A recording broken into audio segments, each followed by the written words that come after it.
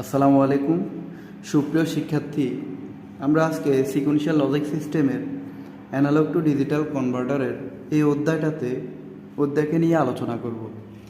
আমাদের এই অধ্যায়তে যে বিষয়টা হচ্ছে এডিসি অর্থাৎ অ্যানালগ টু ডিজিটাল কনভার্টারের কাজ কী।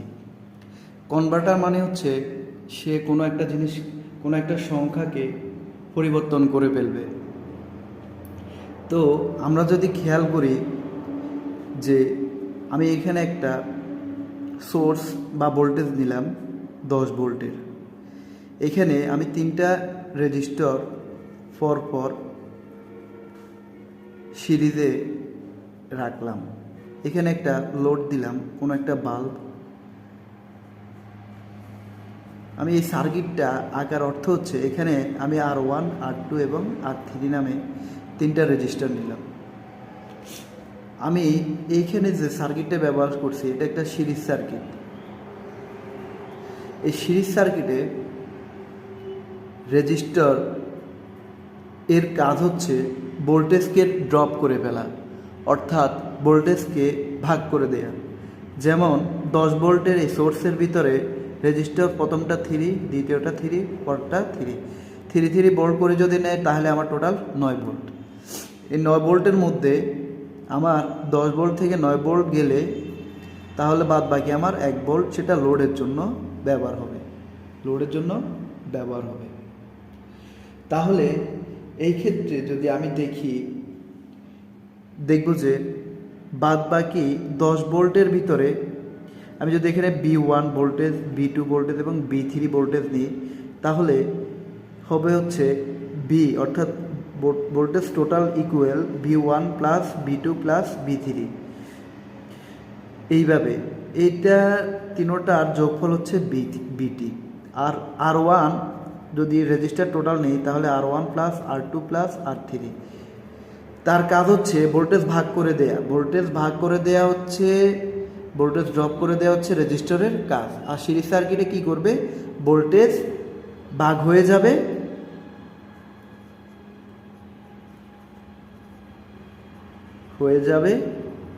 কারেন্ট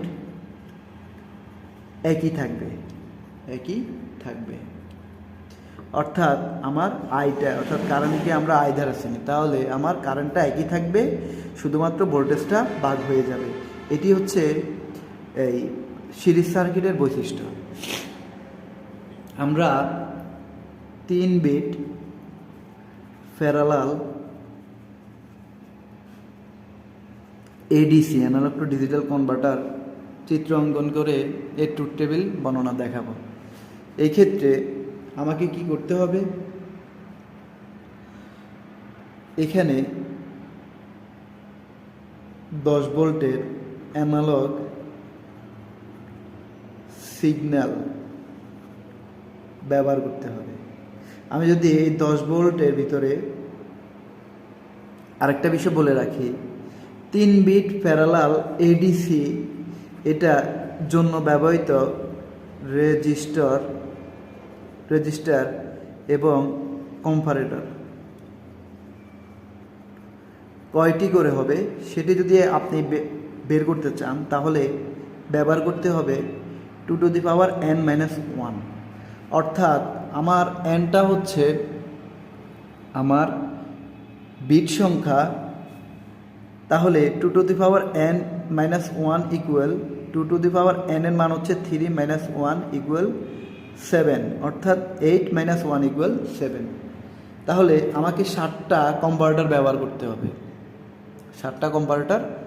করতে হবে। আমি যদি এই 10 ভোল্টকে যদি আমি ভাগ করি রেজিস্টার দ্বারা, তাহলে দেখব হচ্ছে 10 ভোল্টকে আমি যদি প্রথম রেজিস্টারে 3 ভোল্ট দিই, 3R, অর্থাৎ আমরা জানি যে 3টি রেজিস্টার যদি পরপর রাখা হয়, অর্থাৎ 3টি রেজিস্টারের মান 3R দ্বারা ওই একটি রেজিস্টারের পাওয়ারের ভিতরেই বোঝায়।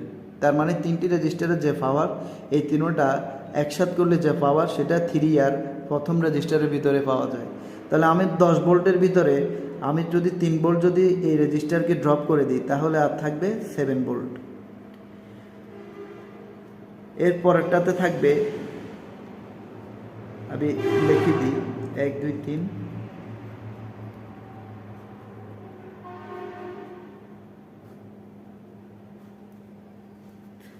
1 2 3 4 5 6 7। তাহলে 7 ভোল্ট আমার, অর্থাৎ 3 ভোল্ট আমার যখন এই রেজিস্টার নিয়ে নিবে তখন আর 7 ভোল্ট। এখানে 6 ভোল্ট, এখানে 5 ভোল্ট, এখানে 4 ভোল্ট, এখানে 3 ভোল্ট, এখানে 2 ভোল্ট, এখানে 1 ভোল্ট।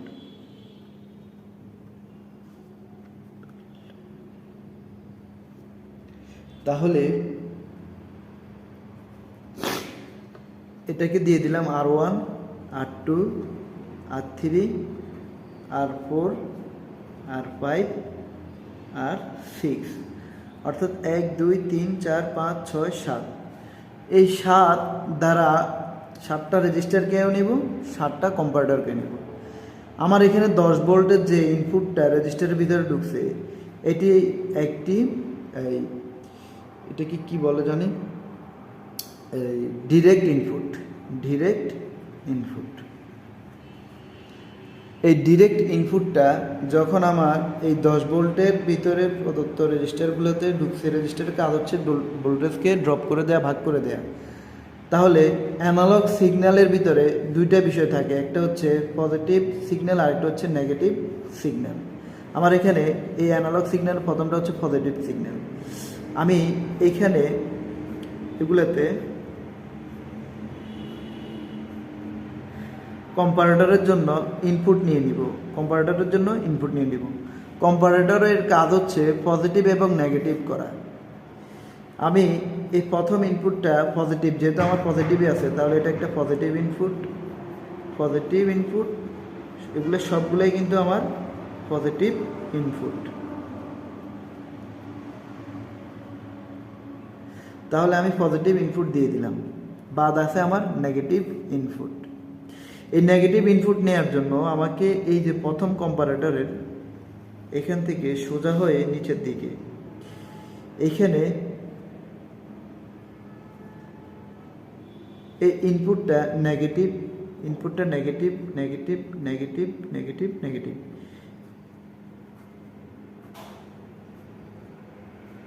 এই নেগেটিভ ইনপুটগুলো আমি নিয়ে নিলাম। এই কম্পারেটর থেকে যখন ইনপুট, এই কম্পারেটরের ভিতরে যখন ইনপুট ঢুকলো একটা পজিটিভ আর একটা নেগেটিভ, তখন এগুলো তো আউটপুট হিসেবে বের করবে। আমি এখানে একটা কনভার্টার নিয়ে নিই, যে কনভার্টারের নাম দিলাম ADC, analog to digital converter. এই কনভার্টারের ভিতরে এই কম্পারেটর আউটপুটগুলো প্রবেশ করাবে, এই আউটপুট প্রবেশ করাবে, আউটপুট প্রবেশ করাবে। তাহলে এডিসি, অ্যানালগ টু ডিজিটাল কনভার্টারের ইনপুটটা কম্পারেটর থেকে কম্পারেটরের দেয়া আউটপুট হিসেবে কাজ করলো। এই যে এখানে আমি এই কম্পারেটরের আউটপুট পাইতেছি, সেটা এডিসি এর ইনপুট। সেই আউটপুট বা ইনপুটটা হচ্ছে I7, I6, I5, I4, I3, I2,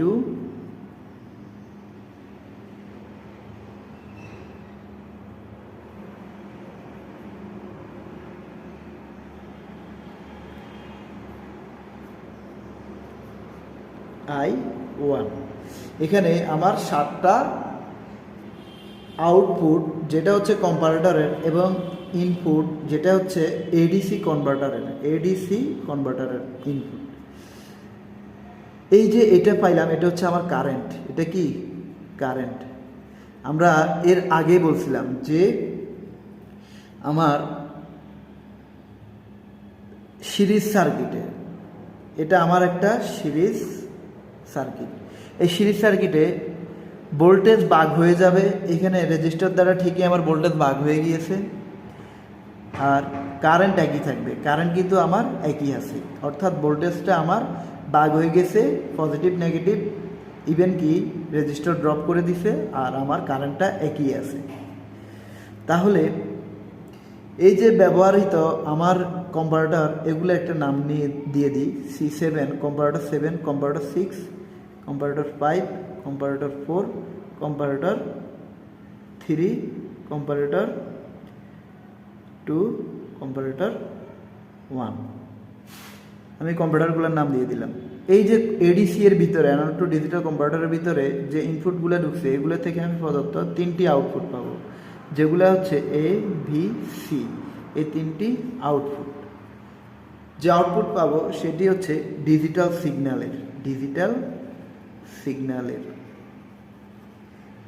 সিগন্যালের পাওয়া আউটপুট।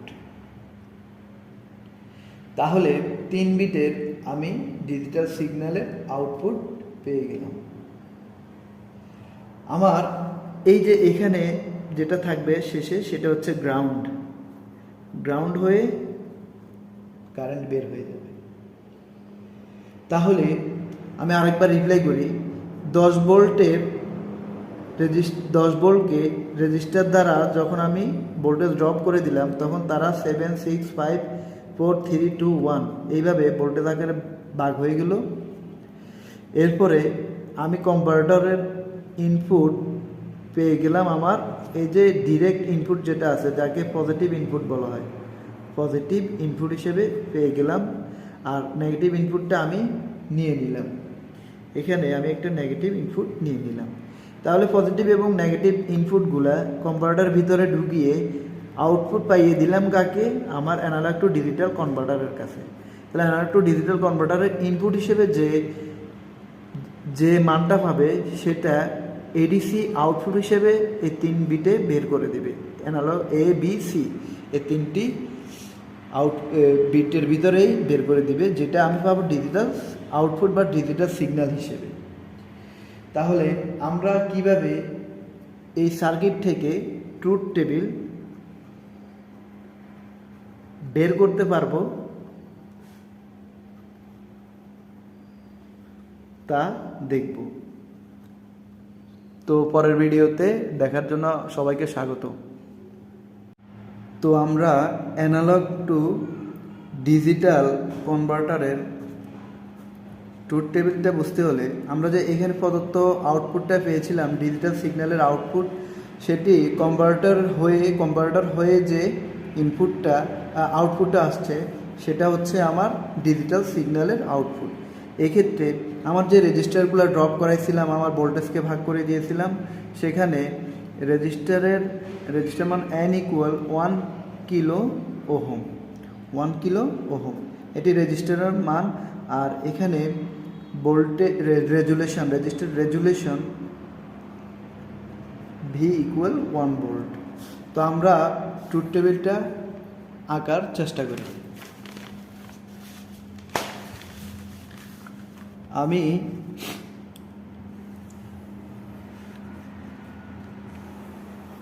এখানে সর্বপ্রথম ভোল্টেজ V কে রাখলাম। এরপরে আমি যে ইনপুটগুলো পেয়েছিলাম কম্পারেটরের ওইখানে, সে ইনপুটগুলো হচ্ছে C7, C6, C5, C4, C3, C2, C1। আর আউটপুটগুলো হচ্ছে A, B এবং C। তাহলে আমি ভোল্টেজের জন্য আমার comparator C7, C6, C5, C4, C3, C2, C1 এর জন্য আলাদা আলাদা ঘর নিয়ে নিলাম। আর এখানে আউটপুট A, B এবং C। তাহলে এটি তো হচ্ছে আমার ভোল্টেজ, আর এইগুলো হচ্ছে আমার কম্পারেটরের আউটপুট। এগুলো হচ্ছে কম্পারেটরের আউটপুট। ওই সময় ভুল বলছিলাম, ইনপুট। এটা হচ্ছে কম্পারেটরের output. C7, C6, C5, C4, C3, C2, C1। আর এখানে A, B, C এগুলো হচ্ছে আমার ডিজিটাল আউটপুট। এইখানে আমার কয়টা ইনপুট হবে বা ভোল্টেজ কয়টা হবে, আমার ইনপুটগুলো কয়টা, আউটপুট কয়টা হবে, এটা বের করার জন্য আমাকে 2n ব্যবহার করতে হবে। 2n যেহেতু আমার 3 বিটের 3টা আউটপুট আমি পাবো, তাহলে 2 3 = 8, অর্থাৎ আমার এখানে 8টা আউটপুট 8টা ইনপুট থাকবে। তাহলে আমি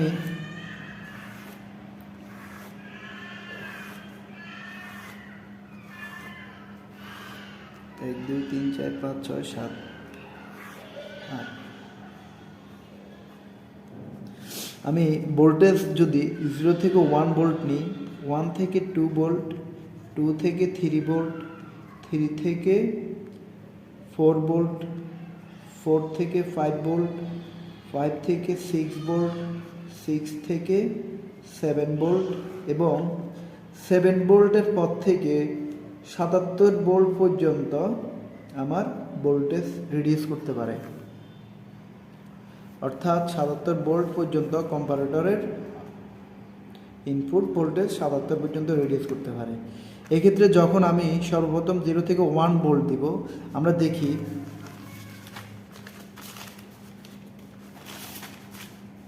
যখন আমার এই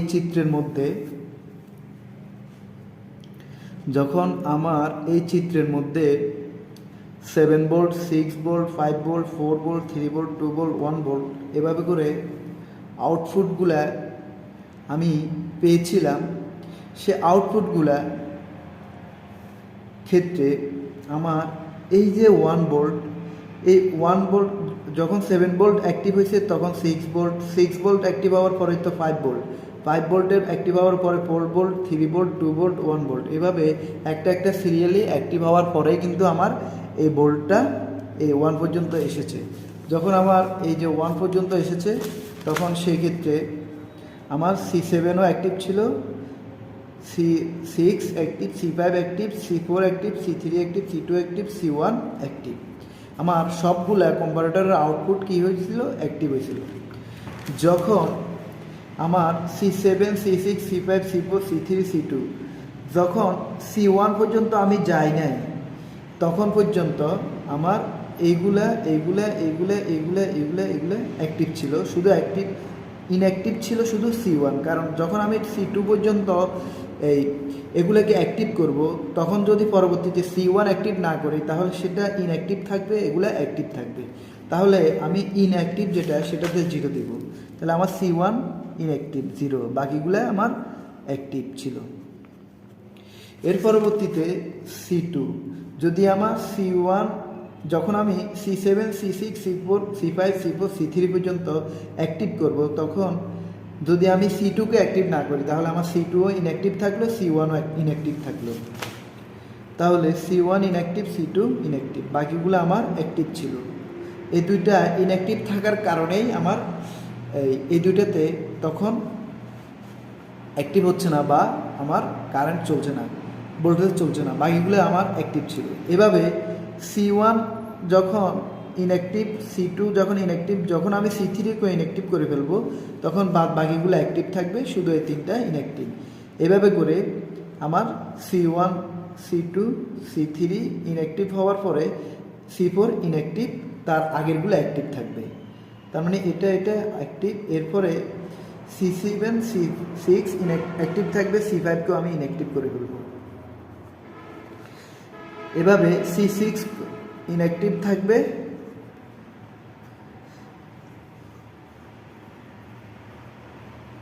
সাতাত্তর ভোল্ট, অর্থাৎ যখন আমার এইখানে C7 পর্যন্ত ইনঅ্যাক্টিভ থাকবে তখন তো আর কোনো কিছু অ্যাক্টিভ নেই, তাহলে এক্ষেত্রে সবগুলো ইনঅ্যাক্টিভ, সবগুলোই ইনঅ্যাক্টিভ। এখন C1, C2, C3, C4, C5, C6, C7 এই কম্পারেটরের আউটপুটগুলা যখন আমি এইভাবে একটা করে ইনঅ্যাক্টিভ করা শুরু করেছি, সর্বশেষ আমার 7 ভোল্ট থেকে 77 ভোল্টের যে রিডিউসটা আছে সেখানে ভোল্টেজ রিডিউস, সেখানে আমার যেহেতু আর কম্পারেটর নাই, যেহেতু আমার আর কম্পারেটর C7 পর্যন্ত, এদিকে আর কম্পারেটর নাই, তাহলে আমার সবগুলোই আউটপুট 0 হবে, অর্থাৎ ইনঅ্যাক্টিভ থাকবে।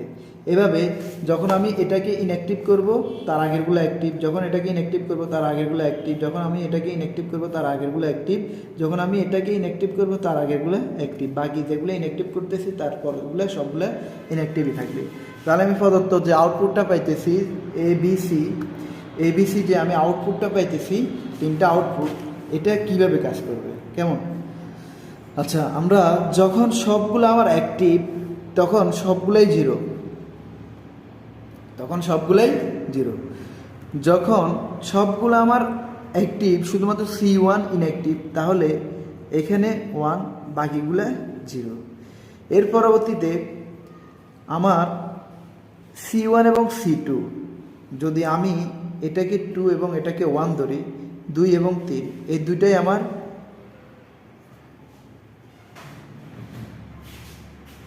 অর্থাৎ এইখানে আমার 2 নাম্বারে আমার কি হবে 1 হবে, বাকি দুইটা কি 0 হবে। আমরা যদি বাইনারি করি 1 2 4 করি, তাহলে আমার প্রথমটাতে 1, পরেরটাতে 2। এরপরে যখন আমি 3 করব 1 2 3 তিনটাই আমার ইনঅ্যাক্টিভ, সেক্ষেত্রে 3 মেলানোর জন্য আমি এটা এবং এটা দুইটা 0 হবে, 2 এবং 3, আর বাকিটা 0।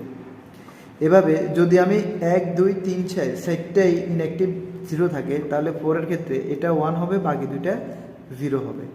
এরপরে 5, যদি আমি 5 মিলাই তাহলে 1 2 3 4 5 এই 5টা আমার ইনঅ্যাক্টিভ, তাহলে আমি যদি 5 করি তাহলে এটাতে 1 এটাতে 1 বাকি এটাতে 0। একইভাবে যখন আমি 6 করব 1 2 3 4 5 6 ছয়টাই আমার 0, এক্ষেত্রে আমি যখন 6 করব তাহলে এটা এবং এটা 1 হবে, বাকিটা 0। আর যখন 7 করব অর্থাৎ সবগুলাই ইনঅ্যাক্টিভ 0, তখন আমি 7-এর জন্য তিনোটাতে 1 দেব। তাহলে আমি ABC এই 3 বিটের ডিজিটাল যে বাইনারি, ডিজিটাল বলতে আমি বাইনারি বিট সংখ্যা 0 1কে বুঝি, তাহলে আমার যে বাইনারিটা যে আউটপুট আমি সেটা পেয়ে গেছি। এটা হচ্ছে আমার ট্রুথ টেবিল। যদিও বিস্তারিত বলেছি, হয়তোবা অনেকে বুঝবে না বুঝলেও যতটুকু পর্যন্ত বুঝিয়েছি বা বলেছি ততটুকু পর্যন্ত মনে রাখলে ইনশাল্লাহ পরীক্ষায় ভালো করার একটা স্কোপ আছে। আর এখানে ভোল্টেজ হয়তোবা ওরা দিয়ে দিবে, না হয় আপনি যে কোনো ভোল্টেজ, যেমন এখানে ভোল্টেজ 0 থেকে 0.5 ভোল্ট, 0.5 থেকে 1 ভোল্ট এভাবে করেও করা যায়। তবে এই চিত্রটা হচ্ছে আমার অ্যানালগ টু ডিজিটাল কনভার্টার, এটার সম্পূর্ণ বিপরীত হবে ডিজিটাল টু অ্যানালগ কনভার্টার। সম্পূর্ণ বিপরীত, অর্থাৎ আমরা এভাবে 0.1 1 থেকে 2 2 থেকে 3 এভাবে যে ভোল্টেজ যে অ্যানালগ সিগন্যাল বা অ্যানালগ মান, অ্যানালগ ভোল্টেজকে ডিজিটালি 0 1 0 1-এ নিয়েছি। একইভাবে 0 1 0 1 থেকে শুরু করে বা 0 1 0 1 এই আউটপুটগুলো থেকে আমাকে আবার একইভাবে এই অ্যানালগ ইনপুটটা নিয়ে আসতে হবে, অর্থাৎ ডিজিটাল থেকে অ্যানালগ, তখন সেটা হবে অ্যানালগ ডিজিটাল টু অ্যানালগ কনভার্টারের কাজ। তো ঠিক আছে, আজকের ক্লাস এই পর্যন্ত। সবাই ভালো থাকেন, সুস্থ থাকেন, আল্লাহ হাফেজ।